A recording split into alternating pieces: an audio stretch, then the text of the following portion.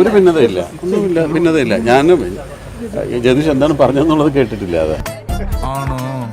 അയ്യടാ പാവം. ഈ വീട്ടിലെ അവസ്ഥ എന്താന്ന് കേട്ടോളൂ. കേൾപ്പിച്ചു കൊള്ളാ. ഹേമ കമ്മിറ്റി ഒരു കാര്യം ഇങ്ങനെയൊക്കെ നടന്നിട്ടുണ്ട്, നടിമാർക്ക് ഇന്ന രീതിയിൽ പരാതിയുണ്ട്, ഇതേപോലെ വാതിൽ മുട്ടിയിട്ടുണ്ട് എന്ന് പറയുമ്പോൾ എവിടെ വാതിൽ മുട്ടി എന്ന് നമ്മൾ ചോദിക്കേണ്ട കാര്യമില്ല.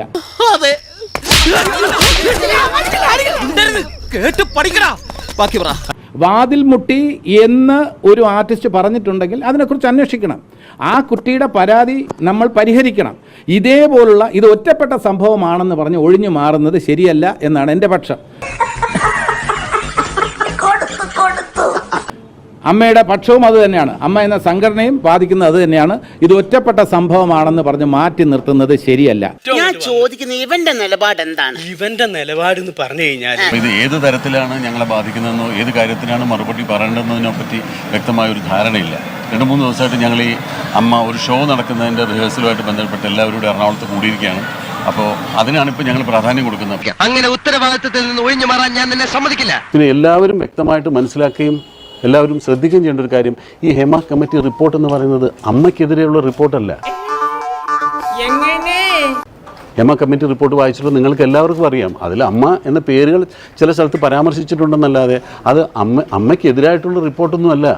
അല്ലെങ്കിൽ ഹേമ കമ്മിറ്റി പ്രതിസ്ഥാനത്ത് നിർത്തിയിരിക്കുന്നത് അമ്മ എന്ന് പറയുന്ന സംഘടനയല്ല. പവർ ഗ്രൂപ്പ് എന്ന് പറഞ്ഞിട്ട് ഒരു ഗ്രൂപ്പിനെ കുറിച്ച് ഇങ്ങനെ പ്രതിപാദിച്ചതായിട്ട് കേട്ടു.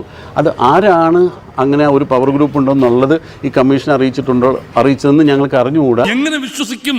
ശരി, എങ്ങനെ വിശ്വസിക്കും? അങ്ങനെയാണെങ്കിൽ വ്യക്തമായിട്ട് അവർക്ക് പറയാമല്ലോ പവർ ഗ്രൂപ്പിൽ ആരൊക്കെയാണെന്നുള്ളത്. ഞാൻ 40ഓളം വർഷമായിട്ട് സിനിമയിലുള്ള ആളാണ്. ഞാൻ ഒരു പവർ ഗ്രൂപ്പ് ഉള്ളതായിട്ടും എനിക്കറിയില്ല.